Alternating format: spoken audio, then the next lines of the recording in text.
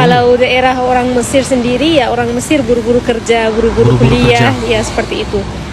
Mungkin Penasaran nggak apa yang bikin orang asing kaget ketika di Indonesia? Ini adalah 3 culture shock keluarga suami aku ketika liburan. Ketika dia akhirnya mengunjungi tempat tersebut, Macam cermin ya. Bisa untuk kita lihat wajah kita di sungai. Wah, ini di mana ya, guys? Ini di mana nih ya? Itu Padang tuh. Di Padang. Wih, bisa ya. Ini blesteran ya. Tahu juga. Ini apa yang dikatakan tadi saya dengar blesteran, anak blesteran. Blesteran itu apa artinya, guys? Gila sih, bule yang biasa bangga sama wisata Eropa tiba-tiba panas hati begitu lihat Indonesia. Mereka nggak nyangka, guys, tempat-tempat di Eropa yang selama ini dianggap paling keren ternyata udah kalah jauh. Bukan cuma beda tipis, tapi ketinggalan jauh banget. Jadi apapun, kita semak video ini.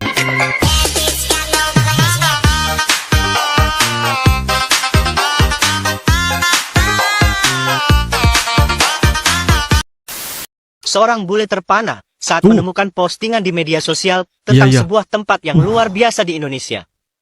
Ketika dia akhirnya mengunjungi tempat tersebut, tengok guys, ini, dia punya sungai ini guys, macam cermin ya. Bisa untuk kita lihat wajah kita di sungai. Wah, ini di mana ya guys? Ini di mana nih ya? Seolah-olah kita berada di apa orang kata surga dunia guys di Indonesia ini tempatnya. Wah, cantiknya guys, masya Allah, subhanallah guys ya, cantiknya. Dia tak bisa menyembunyikan kepuasannya. Bahkan realitasnya melebihi ekspektasinya. Tempat tersebut tidak hanya indah, tetapi juga menakjubkan. Baginya, ini adalah danau terjernih di dunia. Tempat ini bernama Danau Paisupok, Banggai. Danau Paisupok Banggai. Danau Paisupok Banggai ini terletak di kawasan mana guys? Ya, terletak dia di mana? Wisata seperti ini. Ini keindahan alam yang ada di Indonesia. Salah satu bukti bahwa wisata Indonesia diiktiraf di seluruh dunia, guys. Berbagai-bagai negara, ya. Orang-orangnya yang berbagai negara, orang-orangnya datang ke Indonesia melihat wisata ini seperti apa. Bahkan ada yang saya lihat nggak percaya bahwa Indonesia memiliki seperti ini, keindahan seperti ini. Tapi ternyata setelah sampai ke Indonesia langsung shock berat guys ketika melihat wisata Indonesia. Malah kepengen untuk tinggal lebih lama disebabkan kecintaan yang mendalam banget terhadap wisata Indonesia sebenarnya. Wow. Sebuah permata tersembunyi di Sulawesi Tengah. Airnya jernih hingga menyajikan pemandangan bawah air yang spektakuler. Tempat yang belum banyak dikenal oleh dunia luar bahkan penduduk Indonesianya sendiri. Apakah kalian sudah pernah mendengar tentang tempat ini sebelumnya? Bagikan pengalaman dan pengetahuan kalian di komentar. Oke. Baik. Wah. Guys, these are my culture shocks in Indonesia. Apa culture shock? I'm living in Indonesia for 8 years and I made a lot of experiences that I would have never made in Germany. Like for example, people are ghosting me. Have you ever experienced this? People promise you everything. You want to close a deal and then ghosting.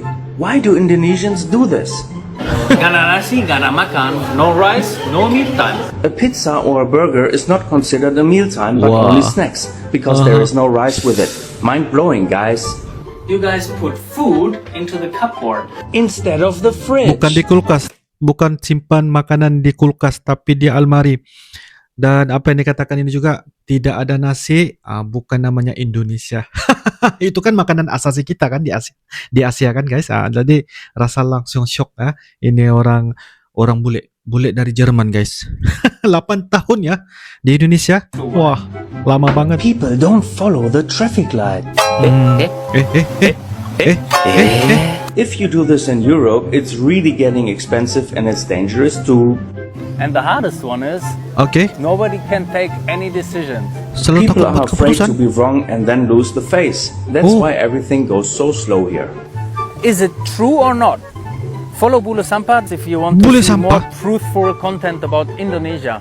Penasaran nggak apa yang bikin orang asing kaget ketika di Indonesia? Ini adalah 3 culture shock keluarga suami aku ketika liburan di Indonesia. Yang pertama dan yang paling mereka suka adalah budaya cium tangan orang tua dan budaya nunduk ketika jalan di depan orang yang lagi duduk. Ini adalah culture shock yang sangat-sangat positif bagi mereka karena mereka merasa sangat dihargai ketika anak-anak pada nyium tangan mereka dan ketika orang-orang pada nunduk pas jalan di depan mereka. Yang kedua, ini sepele banget bagi kita, tapi bagi mereka ini hal yang baru banget, yaitu bantal guling. Jadi ketika stay di rumah aku, mereka kaget ngelihat bantal guling dan kaget ngelihat dia ada di setiap kamar dan kaget ketika tahu kalau setiap orang Indonesia itu tidurnya meluk bantal guling. Di Eropa ya tidur pakai bantal kepala aja, nggak ada gulingnya. Jadi ngelihat kita tidur dengan bantal guling itu adalah suatu hal yang sangat unik bagi mereka. Yang terakhir, mereka kaget lihat jalanan yang bersih. Dalam pandangan mereka, negara berkembang itu pasti jalannya penuh sampah dan berlubang-lubang. Tapi kami jalan keliling-keliling Sumatera Barat dari Padang, Bukit Tinggi, Solok, Payakumbuh dan jalannya mulus dan bersih semua. Jadi ini juga sesuatu yang sangat positif di mata mereka. Pastinya selain yang 3 ini ada banyak culture shock lain. Komen part 2 kalau kalian mau dengar culture shock yang lain.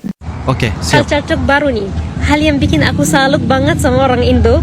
Ya mereka bangun pagi-pagi untuk olahraga.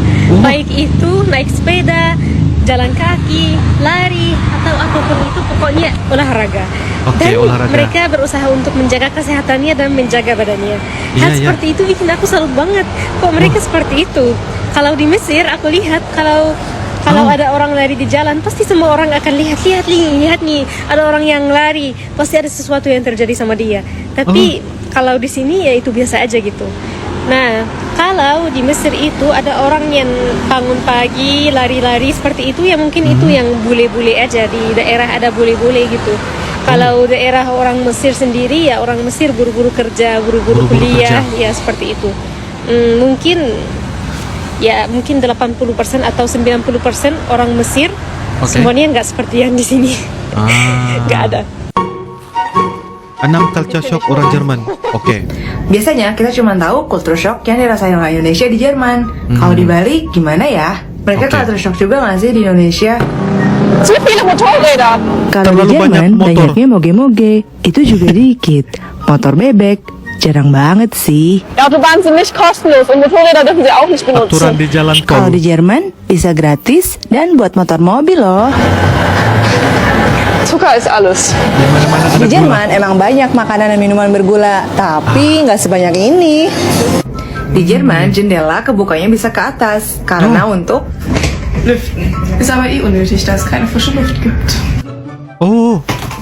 bedanya supermarket di di Jerman dan pastinya Indonesia. cepat banget. Sat. Orang-orang Indonesia Kalau di senyuman. Jerman orang-orangnya nggak semua senyum di sini. Apalagi yang beda? Where are you from? Dari mana? Paris, France. Oh, Paris. Oh, bonjour. French. Bonjour. Merci. Bonjour, bonsoir. Bonsoir. Merci beaucoup, s'il vous plaît. Merci. Merci beaucoup. Oh, you Indonésien? Indonesia. Is it your Jakarta? Is it your first time in Indonesia? No. Oh, many times. I can speak with a Berkali-kali. French accent. Bonjour, bonjour, my name is Louis. I'm from France. In France, we say Renault, and Peugeot, and Bugatti. Bugatti. Not français. Oh, no French, no français. Oh, Italian. Bugatti, maybe Italian. I think croissant. Croissant. Bugatti. Am I saying correctly? Yeah. Merci beaucoup. Merci. Au revoir. Okay. Au revoir. Bali is totally different to other countries because cattle roam the streets. Sapi bebas berjalan-jalan. Shit on the ground. Kotoran sapi People walk bertebaran. in that shit. That shit then is brought back in their clothing and their person and back into this country.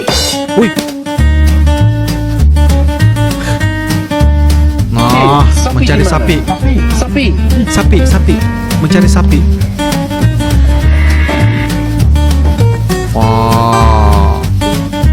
Wih, itu depan. Alright, I'm coming home.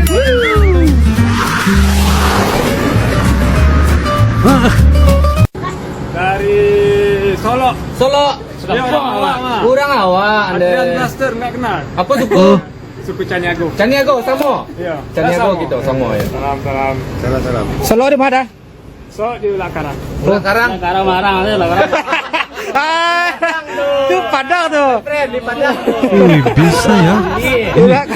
Blasteran ya. Tahu juga. Ini apa yang dikatakan tadi saya dengar blasteran, anak blasteran. Blasteran itu apa artinya guys? Ya, apa artinya tuh? Apa kaitan dengan yang video ini? Saya anak blasteran, tapi bisa kok bahasa-bahasa kayak gini, ya? Oke, kalian tulis di kolom komentar. Ya, tahu juga. Oke. negara mana, my friend? Apa tuh ya? Adrian Buster. Adrian Master. Ada YouTube channelnya. Iya. Oh. Suku ada nih. Sanyago. Sanyago. Tinggal di mana? Di Ulakaran. Pati ini mama. Kemenakan. Iya. Kemenakan Ambo. Halo. Yes, Wah. Bro. Sanyago di kue. Sopo ya mama. Kemenakan. Apa artinya? Ambo di Sitingjau. Kalau ngomongin wisata alam guys, Eropa udah nggak ada apa-apanya dibanding Indonesia. Oke, ini guys. Swiss punya gunung salju, Italia punya pantai, Norwegia ada aurora, tapi itu doang ya.